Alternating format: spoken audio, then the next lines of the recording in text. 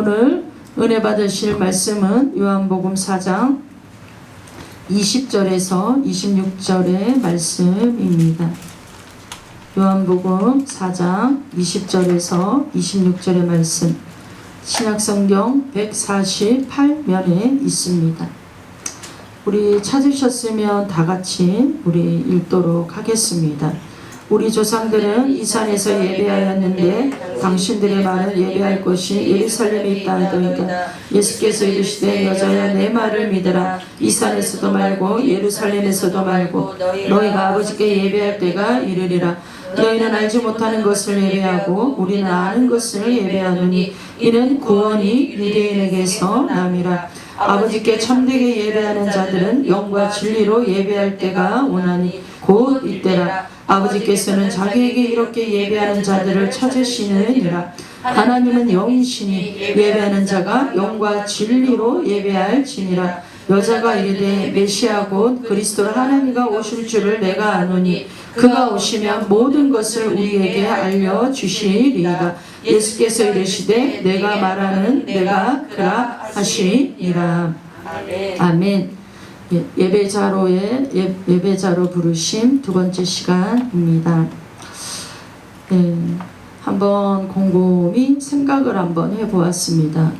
하나님을 만나지 못한 사람들은 예배라는 것이 과연 어떤 것일까라고 곰곰이 한번 생각을 해보았습니다. 하나님을 만나지 못한 사람들의 예배는 많이 지루할 것 같아요. 그리고 따분할 수밖에 없을 것 같습니다. 강단에서 설교 말씀이 나와도 도대체 무슨 말씀인지 잘 이해가 되지 않을 것이고 못 알아들을 것 같아요. 특히 하나님을 만나지 못한 사람들의 이 특징이 하나님에 대해서 전혀 궁금해하지 않을 것 같습니다.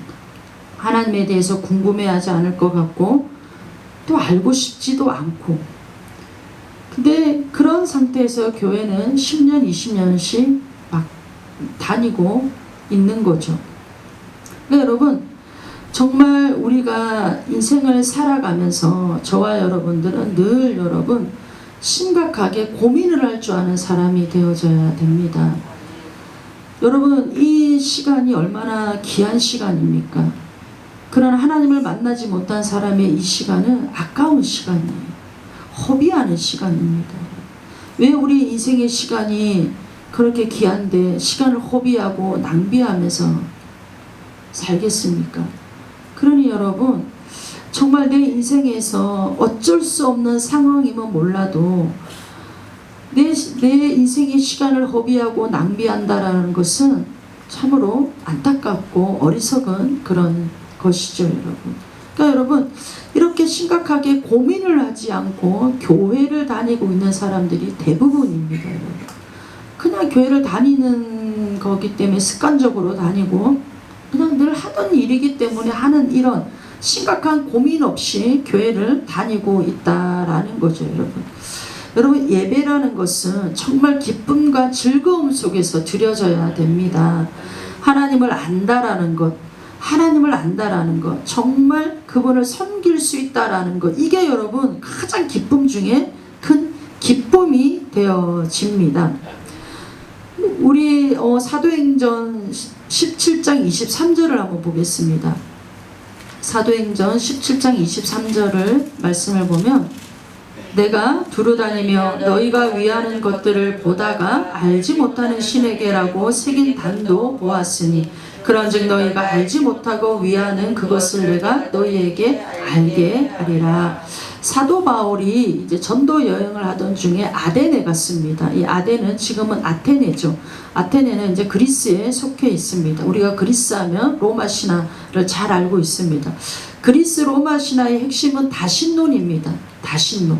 그러니까 다신론인데 신들이 너무 많은 거예요. 신들이 너무 많은데 그 너무 많은 신들을 섬기다 보니까 이 아테네 사람들은 혹시라도 우리가 이 섬기는 신들이 가짜고 진짜 우리가 알지 못하는 신이 있으면 어떡하나. 그래서 이들이 생각해낸 게 알지 못하는 신에게 라는 제단을 만들어 놓고 그렇게 예배를 드렸다라는 것이죠, 여러분. 그러니까 여러분, 어쩌면 우리도 그럴 수가 있을 수가 있다라는 겁니다. 우리 사실 한국 기독교는 세계적으로도 유명해요. 어떻게 유명하냐면 유교적 기독교, 샤머니즘 기독교로 좀 유명합니다, 여러분. 특히 우리가 이해하기 쉽게 설명할 수 있는 기도에 관한 거죠. 지성이면 감천. 내가 비나이다 비나이다. 정말 내가 빌고 또 비니까, 그러니까 하나님이 어떠한 분인가는 상관없는 거예요. 그냥 내가 비는 이거에 초점이 맞춰져서 이거에 하나님은, 그 하나님이라는 신은 나에게 그냥 내가 원하는 것만 주면 되는 것. 이게 여러분 사실 샤머니즘 기독교거든요. 근데 교회에 여러분 사실 이게 만연해 있습니다, 여러분. 그러니까 하나님을 왜곡해서 알고 있는 부분이 많이 있다라는 거죠. 그러니까 이렇게 여러분 정말 이렇게 하나님에 대해서 왜곡하고 있는 부분이 많음에도 이렇게 교회를 다녀도 사실 삶에 전혀 문제가 되지 않으니까 그냥 그대로 이제 이 교회를 알지 못하는 신에게 하듯이 그렇게 교회를 다니면서 섞이는 사람들이 많다라는 거예요. 그러니까 교회 안에서 하나님께 예배한다고 하지만, 여러분 교회 다니면서 하나님께 예배한다고 하지만 10년 20년을 다녀도 내가 변하지 않는다라는 것은, 그건 여러분 샤머니적 기독교에 비슷한 거죠. 그러니까 이 변하지 않는 성실함, 이 변하지 않는 꾸준함, 이게 기적인 거죠. 사실 이게 기적입니다, 여러분. 성경은 우리에게 계속해서 던져주는 메시지가 뭐냐면 영생에 대해서 말씀하십니다. 영원한 생명, 영원한 생명에 대해서 말씀을 하시는데, 그 대표적인 말씀이 우리가 너무나도 잘 알고 있는 요한복음 17장 3절의 말씀, 영생은 곧 유일하신 참 하나님과 그가 보내신 자 예수 그리스도를 아는 것이니이다. 영원한 생명은 유일하신 참 하나님과 그 유일하신 참 하나님이 보내신 자 예수 그리스도를 아는 것이 영생이다 라고 말합니다. 영원한 생명이다 라고 말하는 거죠. 안다라는 것은 제가 전에도 한번 설명했지만 야다, 인격적으로 안다라는 것입니다. 내 안에 영생이 있다 없다 어떻게 우리가 판단할 수가 있죠? 내 안에 영생이 있다 없다 판단할 수 있는 기준이 있습니다. 내 스스로가 그걸 알아차릴 수가 있습니다. 내 안에 영생이 있다 없다를 어떻게 알아차릴 수 있냐면, 내가 하나님에 대해서 전혀 궁금하지가 않다, 그 영생이 없는 겁니다. 내가 하나님에 대해서 궁금하고 하나님을 더 알고 싶고 더 하나님 앞에 내가 가까이 가고 싶다, 그런 마음이 드는 자는 영생이 있는 자입니다. 영생이 있는 자입니다. 근데 여러분, 영생이 있다, 영원한 생명이 있다, 그건 내가 들어서 아는 거, 이거는 지적인 동의에 불과한 거예요. 정말 내 안에 영원한 생명이 생명으로 있다면 하나님에 대해서 궁금해할 수밖에 없다라는 거예요.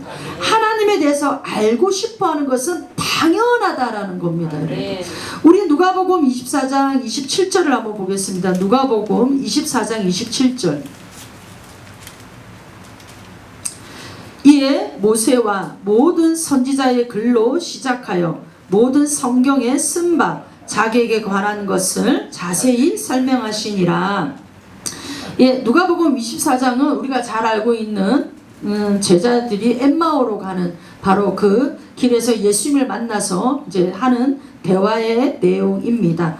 모세와 모든 선지자의 글이 어떤 글입니까? 모세는 모세오경, 모든 선지자의 글은 바로 예언서를 말합니다. 예언서. 그러니까 여러분, 이렇게 이 모든 성경을 어떻게 해요? 자기에 관한 것을 자세히 설명한다고 했어요. 예수님이 자기에 관한 것을 자세하게 설명을 하니까 엠마오로 가던 그 두 제자가 어떻게 해요? 32절에 우리에게 성경을 풀어주실 때에 우리 속에 마음이 뜨거워지고 눈이 열려졌다라고 말하고 있습니다. 그러니까 여러분, 구약의 모든 글은 신약의 예수님을 증명하기 위해서, 구약의 모든 글은 신약의 예수님을 증명하는 길입니다. 증명하는 길입니다. 그래서 구약의 모든 내용을 예수님께서 어떻게 해요? 쉽게 설명을 해 주셨다라는 거죠. 그러니까 전에도 말씀을 드렸지만 구약은 뭐요? 모형. 오실 예수님에 대한 모형. 신약은 오신 예수님, 실체에 대해서 이야기하고 있습니다. 그러니까 예수님께서 이것을 풀어주니까, 말씀을 풀어주니까 그 안에 생명과 어떻게 해요? 영생이 자라나기 시작했다라고 말씀하고 있는 겁니다. 그래서 여러분 요한복음 4장 23절에도 보면 예수님께서도 나도 진정한 예배를 원한다라고 말씀하고 있습니다. 아버지께서 참되게 예배하는 자들은 영과 진리로 예배할 때가 오나니 곧 이때라. 아버지께서는 자기에게 이렇게 예배하는 자들을 찾으시느니라. 그러니까 영과 진리로 정말 참되게 예배하기를 나도 원한다. 언제? 이때. 이때가 언제라고 했습니까? 예수님이 오실 때. 그러니까 여러분 메시아가 오심으로 이 예배가 풀어진다고 했습니다. 그러니까 메시아가 오심으로 이 예배가 풀어지는데 어떻게 풀어집니까? 영과 진리로, 성령과 말씀으로, 예수님으로 풀어진다라고 말씀하고 있죠. 그래서 여러분 요한복음 1장 1절에도 보면 태초에 말씀이 계시니라. 말씀이 육신이 되어 이 땅에 오신 그 예수님에 대해서 말씀을 하고 있는 겁니다. 그러니까 여러분 구약에는 오실 것을 예표하는 거죠. 그 오실 것을 예표하고 아직 오시지 않았기 때문에 어떻게 예배를 드렸냐? 제사로 예배를 드렸다는 거예요. 제사로. 그래서 하나님은 그것을 믿음으로 받아들이시고 그들의 죄를 사하여 주셨다라는 거죠. 그럼 신약에 와서는 여러분 이제 때가 이르는 거죠. 때가. 어떤 때가 이르렀습니까? 메시아가 오신 때. 메시아가 오신 때가 이르렀다라는 거죠. 그래서 여러분 정말 예배는 내가 은혜를 받느냐 안 받느냐가 중요한 게 아니다라고 말씀을 드렸습니다. 왜냐하면 여러분 우리는 서비스하는 자들이에요. 누구를? 하나님을 서비스하는 자들입니다. 여러분 서비스하는 자들이 좋다 싫다를 말할 수가 있습니까? 우리가 식당에 밥을 먹으러 만약에 갔어요. 근데 식당에 제가 종업원입니다. 근데 손님이 음식이 짜다, 맵다, 싱겁다 이런 말을 막 하는데 종업원인 제가 막 손님을 나무라 할 수가 있습니까 여러분? 어떻게 해요? 서비스하는 자기 때문에 다시 해서 드리겠습니다 라고 할 수가 있는 거겠죠. 그러니까 여러분 서비스하는 사람이 어떻게 내가 은혜를 받았다 은혜를 못 받았다 이런 이야기를 하냐라는 거죠. 그거는 섬기는 자의 자세가 아니라는 겁니다. 섬기는 자는 하나님으로 말미암아 즐거워하고 그 하나님을 알아감으로 말미암아 기뻐하는 바로 여러분 이런 자들이 되어져야 됩니다. 그래서 하나님을 섬기면 섬길수록 기쁨이 충만해지고 왜요? 왜 기쁨이 충만해집니까? 하나님을 사랑하니까. 하나님을 사랑하니까 그러는 거죠. 그러니까 여러분 요즘 예배에 요즘 교회 보면 찬송가를 새 찬송가를 부르느냐 통합 찬송가를 부르느냐 복음성가를 부르느냐 옛날 거를 부르느냐 막 이런 것들을 사람들이 막 따져요. 사실 여러분 그건 중요한 게 아니에요. 새 찬송가를 부르든 통합 찬송가를 부르든 뭐 복음성가를 부르든 뭐를 부르든 중요한 게 아니라는 거예요. 다시 말해서 내가 은혜 받고 못 받고가 중요한 게 아니라는 거예요. 우리가 여러분 삶을 살아오면서 뭐든지 나 중심으로 살다 보니까 나 중심으로 살다 보니까 예배조차도 나 중심으로 돌아가야지 그게 은혜롭다고 생각을 하는 거죠. 그러니까 여러분 내 문제를 하나님이 몰라서 해결해 주시지 않는 거 아닙니다. 여러분 하나님은 여러분 우리가 정말 진정한 예배자로 서기를 하나님은 원하세요.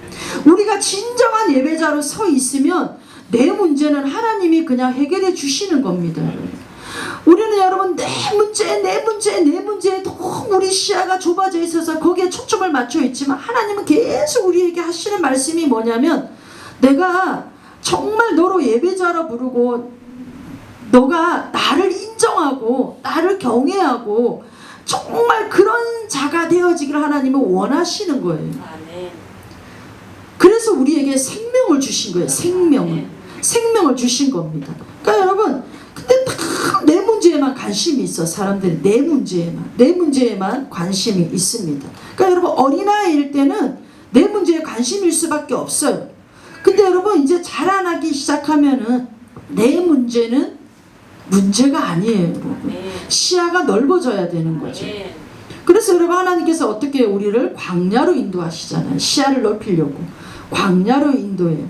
홍해를 건너게 하시고 광야 생활을 이제 시작하게 하시는 거죠, 여러분. 그래서 여러분 이 광야 생활의 필수가 무엇이냐면 가나안에 들어가는 겁니다. 가나안에 가고 안 가고 선택사항이 아니에요. 하나님은 그들을 출애굽시키실 때 이미 가나안을 약속하셨어요. 그래서 여러분 가나안에 들어가는 건 필수예요, 필수. 선택이 아닌데 이스라엘 백성들은 광야 40년을 돌면서 계속 그들이 하나님 앞에 뭐라고 말하냐면 힘들고 어려울 때마다 애굽으로 돌아가고 싶다. 애굽에서는 먹는 것도 더 나았고 사는 것도 더 나았다. 계속 애굽으로 돌아가고 싶다고 그렇게 그들은 말을 했습니다. 그랬을 때 하나님이 그들에게 그래 아이고 그래 네가 애굽에 살 때가 좋았지 라고 달래지 않으셨어요. 하나님이 뭐라고 말씀하셨냐면 내 귀에 들린 대로 내가 그대로 시행하겠다고 하셨어요. 그래서 여러분 그 광야 1세대는 광야에서 다 죽었어요. 가나안에 들어가 보지도 못하고 광야에서 다 죽었습니다, 여러분. 하나님께서는 여러분 우리의 말하는 게 귀에 들린 대로 하나님은 그대로 하시는 분이시죠, 여러분. 그대로 하시는 분이십니다. 그러니까 여러분 네 정말 예배의 은혜를 받고 안 받고는 사실 내 문제지 하나님 문제가 아니라는 거예요. 내 문제지 하나님 문제가 아니라는 겁니다. 그러니까 여러분 말씀에 은혜를 받고 못 받고 이것도 사실 여러분 제가 죄를 변명하자면 왜 같은 말씀을 전하도 어떤 사람은 은혜를 받고 어떤 사람은 은혜를 못 받죠? 그건 바로 그 사람의 문제라는 거예요. 물론 말씀을 전하는 저도 책임을 다해야 됩니다. 말씀을 전하는 책임을 다해야 되지만 듣는 사람도 듣는 책임을 다해야 됩니다. 듣는 사람도 듣는 책임을 다해야 되는 겁니다. 하나님을 아는 사람은 자기의 정체성도 알게 되어집니다, 여러분. 우리는 여러분 어떤 사람입니까? 새로운 피조물에 거듭난 자들입니다. 우리를 예수 그리스도로 말미암아 피값을 주고 샀다고 성경은 계속 우리에게 말씀하고 있습니다. 그러니까 여러분 자꾸 우리는 구원받아야 돼, 구원받아야 돼, 천국 가야 돼, 천국 가야 돼. 그러니까 이게 머리에 꽉 들어차 있어가지고 그저 구원받고 천국 가는 거, 여기에 여러분 우리의 생각이 딱 머물러져 있는 거죠. 그러니까 이건 정말 낮은 수준이에요. 정말 하나님을 모르고 말씀을 모르는 낮은 수준의 이 믿음인 거죠, 여러분. 우리 계시록 5장 9절에서 10절을 한번 보겠습니다. 계시록 5장 9절에서 10절. 그들이 새 노래를 불러 이르되 두루마리를 가지시고 그 인봉을 떼기에 합당하시도다. 일찍이 죽임을 당하사 각 족속과 방언과 백성과 나라 가운데서 사람을 피로 사서 하나님께 드리시고 그들로 우리 하나님 앞에서 나라와 제상들을 삼으셨으니 그들이 땅에서 왕노릇하리로다 하더라. 피로 우리를 사셔서 하나님께 드려진 바 되었대요. 왜요? 구원받아서 천국 데려가기 위해서, 우리를 하나님의 것이 되기 위해서, 하나님의 것이 되기 위해서, 그래서 하나님의 나라와 제사장을 삼으시기 위해서. 그러니까 예수 그리스도의 보혈로 우리를 사셨다라는 거예요. 값주고 샀다라는 거예요. 그러니까 이 우리를 왜 값주고 샀냐? 그 이유와 목적이 무엇이냐? 바로 여러분 천국 데려가려고 아니라는 거예요. 여러분 천국을 데려가려면 뭐하러 하나님이 이 땅을 만들어 가지고 우리를 지지고 볶고 살게 만드셔요. 그냥 바로 그냥 천국으로 데려가 버리면 되는데 뭐하러 이 땅에서 아둥바둥 지지고 볶고 살게 하시냐고요. 그건 하나님의 뜻이 아니라는 거예요. 왜 우리를 여러분 이 땅에 하나님은 우리를 살게 하셨냐면, 원래 여러분 우리를 거듭나게 하시고 우리에게 원래의 사명이 회복하도록 하나님이 그렇게 하셨습니다. 그게 풀어진 말씀이 나라와 제상이에요. 나라와 제상입니다. 그래서 이 땅에서 왕노릇하게 하시는 것이죠. 어디서 많이 들어본 말씀 같지 않나요, 여러분? 올라가시며 사셨다.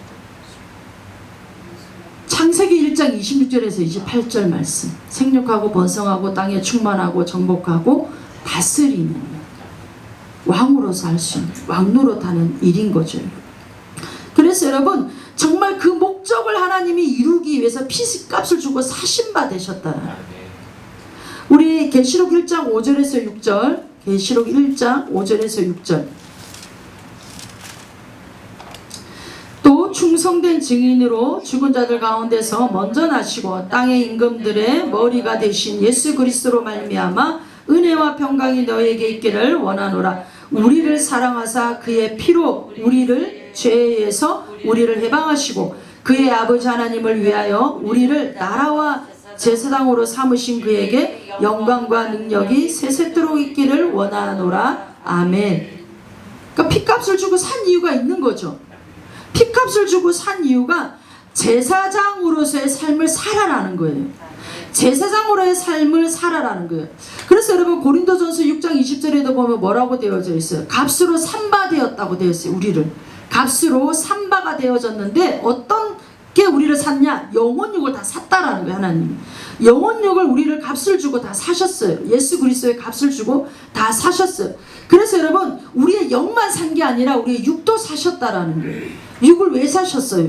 육을 뭐 날로 후패하고 썩어지고 없어진다는 이 육을 왜 사시냐고요?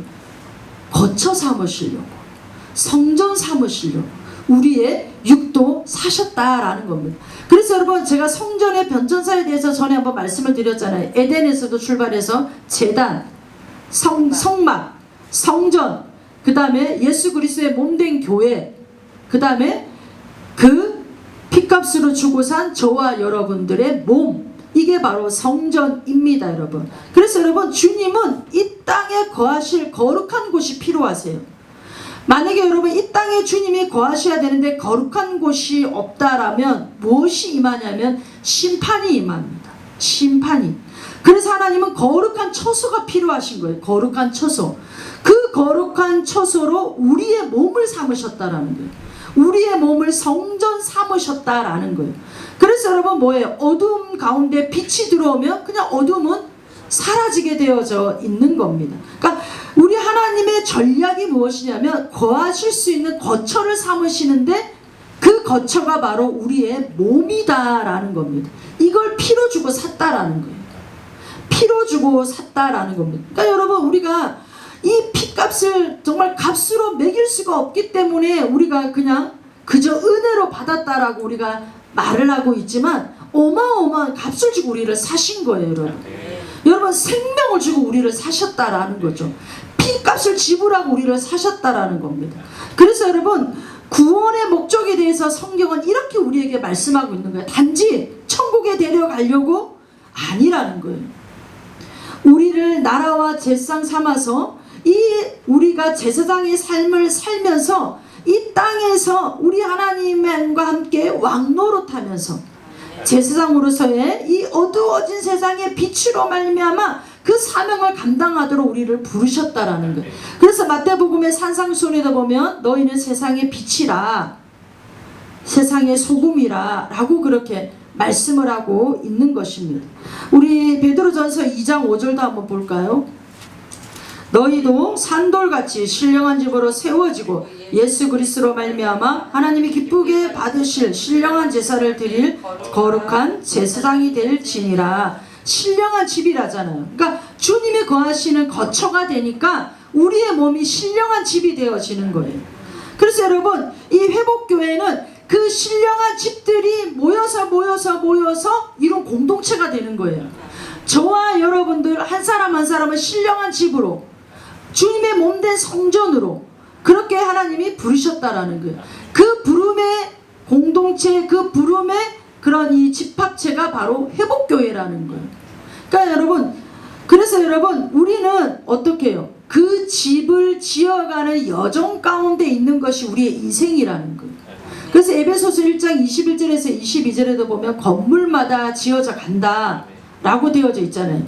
그러니까 우리는 지어져 가고 있는 인생인 거예요. 어떤 인생? 지어져 가는 인생인데 거룩한 처소를 만드는, 성전을 만드는.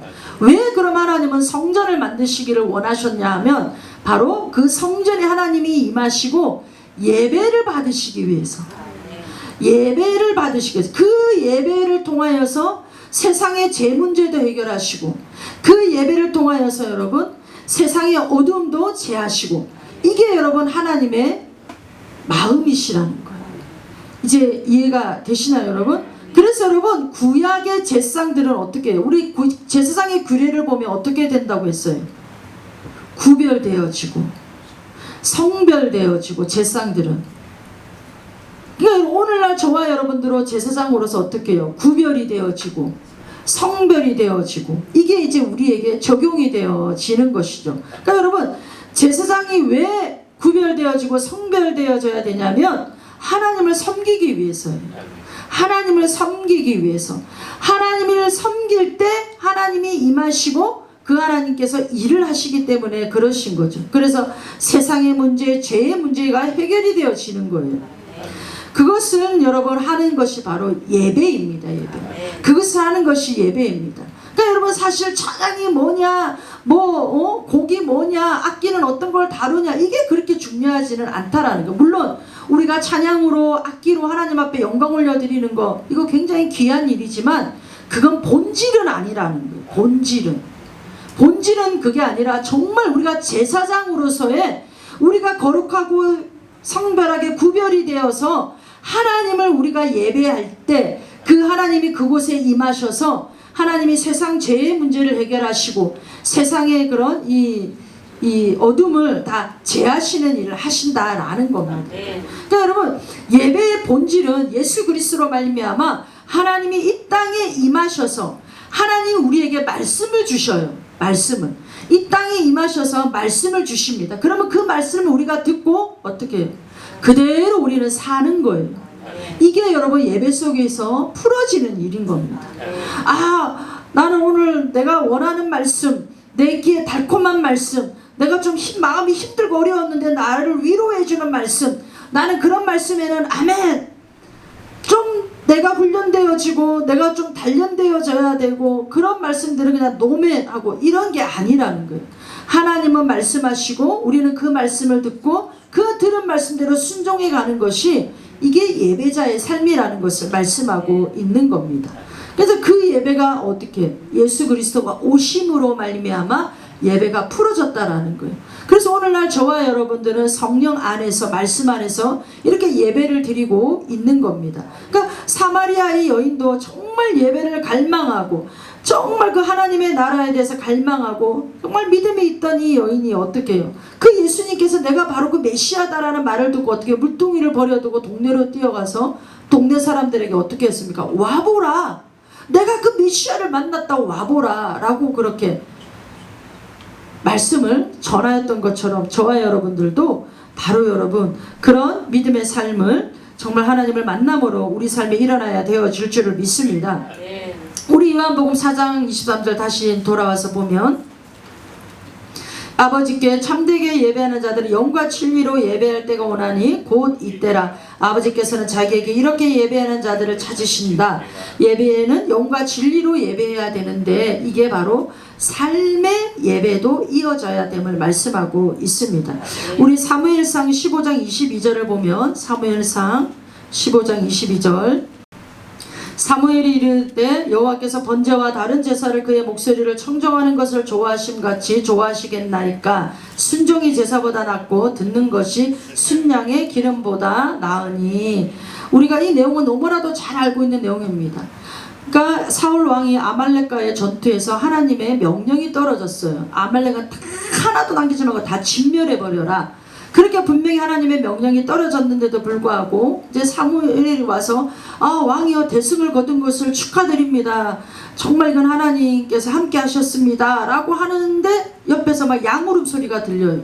그래서 그 양울음 소리가 뭔가 하고 사울에게 물어봤더니 너무 튼실하고 좋은 것들은 하나님 앞에 예배하려고 제사하려고 내가 이렇게 따로 이게 놔뒀습니다 라고 그렇게 말을 했죠. 그랬더니 사무엘이 뭐라고 했습니까?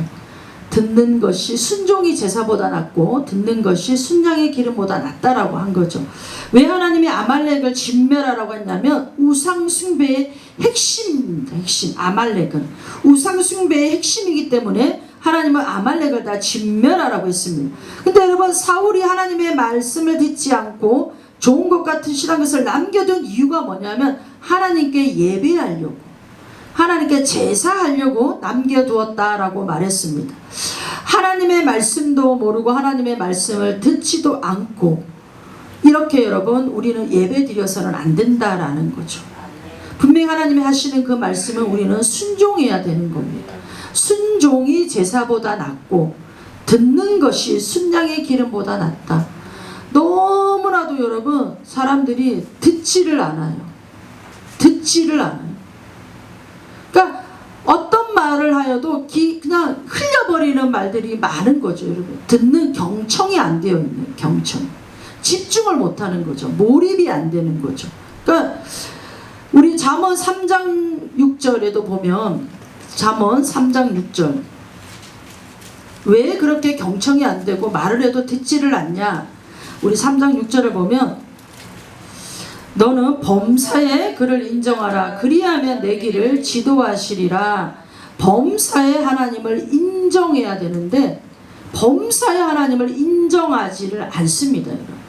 그러니까 범사에 하나님을 인정하지 않다 보니까 하나님이 말씀하셔도 들을 수가 없는 거예요. 하나님을 인정을 안 하니까. 그러니까 여러분 오늘 이 주일 예배 2시간 이 시간만 하나님 강단에서 계속 뭐 교회에서 하나님 하니까 하나님이 뭐 계시는가 보네. 근데 딱 성전 문 밖에 나가면 한 주간 내내 하나님을 인정하지 않아요. 하나님을 인정하지 않아요. 그러니까 여러분 자기의 생각, 자기의 주관 그게 앞서가서 삶을 사는 거죠. 왜냐하면 여러분 하나님은요 왜 인정하라고 하시냐면 우리의 길을 지도하시려고. 분명히 성경에 나와 있잖아요. 그리하면 내 길을 지도하시리라. 그러니까 여러분 우리는 하나님 왜 하나님 나만 모른 척 하세요? 왜 나만 이렇게 안 해주세요? 왜 내 길을 지도 안 해주세요? 하는데 사실 여러분 하나님을 인정하지 않는 삶을 사니까 하나님이 그 길을 지도해 줄 수가 없는 거예요. 그 길을 지도해 줄 수가 없는 겁니다. 여러분 왜 듣는 것이 안 되느냐면 두 마음을 품고 있기 때문에 안 되는 거예요. 야고보서에도 두 마음을 품은 자들은 정함이 없다고 했어요. 정함이. 두 마음을 품고 있기 때문에 하나님이 그의 길을 지도할 수가 없는 거예요. 하나님은 너무나도 우리의 인생길을 잘 알고 계시는 거죠. 어디로 가야 되고 어떤 길로 가야 되고 어떻게 가야 되는지를 너무나도 잘 알고 계시는 분이 하나님이신데 하나님은 계속 말씀을 하시는데도 듣지를 않는 거예요. 듣지를. 그러니까 듣지를 않다 보니까 하나님이 그 길을 방향을 제시하고 인도할 수가 없는 거예요. 그러니 여러분 자기의 생각과 자기의 주관대로 사는 거죠. 이게 여러분 교회에서만 하나님을 인정하라는 거 말씀하시는 것이 아니에요. 여러분 모든 여러분 범사에라고 되어져 있어요. 범사에 모든 일에 또 뭐 이거는 좀 지나친 말일 수도 있겠지만 예를 들자면 하나님 고춧가루를 넣을까요 말까요 이렇게까지 할 정도로 인정해야 된다는 거예요. 하나님 오늘 내가 어디 슈퍼를 갈까요 말까요 예를 들자면 그렇게까지는 안 해도 되지만 그 정도까지 우리가 일상적인 삶의 하나님을 인정함이 있어야 된다. 그러니까 전혀 하나님을 인정하고 사는 삶이 아니다 보니까 듣는 것조차도 안 되는 거예요. 듣는 것조차도 안 되는 거죠. 그래서 여러분 정말 예배자로서 우리가 정말 하나님의 나라와 제사장으로서의 삶은 먼저 듣는 것이 되어져야 돼요. 듣는 것이. 들어야 행할 거 아니에요. 들어야 순종할 거 아니에요. 듣는 것이 되어져야 됩니다. 우리 아브라함과 하나님과의 대화 중에서 소돔과 고모라 성의 멸망을 놓고 대화하는 내용을 우리가 너무나도 잘 알고 있습니다. 어떻게 해요? 처음에는 의인 50명을 구하다가 나중에 10명까지도 갔어요. 그러니까 여러분 하나님이 뭐 흥정가예요? 그냥 심판하려고 하시면 50명이 있든 100명이 있든 심판하시면 되는 거지. 근데 하나님의 원래의 마음은 심판이 목적이 아니었음을 알고 수 있는 거죠. 50명에서 40명, 45명, 30명 이렇게 점점점 가서 의인 10명만 있으면 하나님이 멸망하지 않겠다고 하셔요. 그 의인이 뭡니까 여러분? 의인이 온전히 하나님을 섬기는 자들인 거죠. 온전히 하나님을 믿는 자들인 거죠. 그 10명이 없어서 소돔과 고모라가 멸망을 당했습니다. 그러니까 하나님은 여러분 그래서 계속 여러분 우리 이번 주제의 말씀도 되어지지만 온 땅을 두루다니면 계속 사람을 찾는 거예요. 하나님은 사람을 계속 찾으시는 거예요. 전심으로 나를 향해 있는 사람이 누군가, 정말 예배하고 있는 자가 누군가, 계속 하나님은 사람을 찾으시는데 그 사람이 없는 거죠. 여러분 우리 에스겔 22장 30절에서 31절을 보면 이 땅을 위하여 성을 쌓으며 성 무너진 데를 막아서서 나로 하여금 멸하지 못하게 할 사람을 내가 그 가운데 찾다가 찾지 못하므로 내가 내 분노를 그들 위에 쏟으며 내 진노의 불로 멸하여 그들 행위대로 그들 머리에 보응하였느니라. 주 여호와의 말씀이니라. 그러니까 여러분, 이스라엘 백성들이 우상 숭배하죠. 나그네를 압제하죠. 그 다음에 정말 재판을 굳게 하죠. 그 다음에 이 거짓 증언을 하죠. 막 이런 이제 이스라엘 백성 가운데 만연해 있는 거예요. 그래서 하나님이 정말 이스라엘 이제 심판해야 되겠다라고 딱 이제 마음을 먹으셨는데 에스겔에게 하시는 말씀이 정말 이 성 가운데에 내가 한 사람만 이 성을 막아설 자만 있어도 내가 심판하지 않겠다라고 그렇게 말씀하고 있는 거예요. 근데 여러분 어떻게 해요? 없다고 하시는 거예요. 없다고 하시는 거예요. 그래서 그들에게 이 보응을 줄 수밖에 없다라고 말씀하고 있는 겁니다. 여러분, 정말 우리가 오늘도 이렇게 예배하면서 하나님의 말씀을 듣고 있습니다. 아무리 여러분 똑같은 말씀이 강단에서 나와도 누구는 새겨듣고 누구는 아마 흘려들을 것이죠. 그러니까 여러분, 정말 우리의 인생 가운데에 하나님 앞에 여러분 우리가 온전하게 그 하나님을 신뢰하고 그 하나님을 예배함으로 나아가는 건 최고의 특권이고 복이라고 했습니다. 지난 시간에도 우리의 직업은 예배자라고 했습니다. 본캐가 예배자고 부캐가 지금 여러분들이 하고 있는 그 직장 생활이라고 했어요. 우리의 본업은 제상으로서 하나님을 섬기는 일을 해야 되는 겁니다. 이 일을 우리가 잘 감당할 때 범사의 하나님은 우리의 길을 지도하시고 인도해 주시는 우리의 좋으신 아버지가 되심을 믿습니다. 뭐 좋으신 하나님이 뭐 꼭 그렇게 안 해도 좋은 길 인도해 주시면 되지 꼭 그렇게 조건을 달고 토를 달고 그게 무슨 좋으신 하나님이에요. 그렇게 생각하실 수가 있겠지만 여러분, 그건 아닌 거죠. 전혀 하나님에 대한 마음이 없는데 하나님이 어떠한 것을 해 주셨을 때 그걸 뭐 좋게 받아들이겠어요? 안 그래요? 사람이 그렇잖아요. 정말 그 하나님과의 관계 속에서, 좋은 관계 속에서 내가 그걸 정말 하나님께로도 받았다, 그 은혜를 받았다는 걸 알고 깨닫는 자에게 더, 우리도 인간관계 속에서 그런 자들에게 더 우리가 해주려고 그러고 더 섬기려고 그러는 거지, 뭐를 해주고 받아도 고마움을 모르는 자들에게는 여러분 두 개 줄 것도 하나도 안 주는 그런 경우가 있잖아요. 여러분, 하나님도 마찬가지. 하나님 왜냐하면 인격적이시기 때문에 그러는 거죠.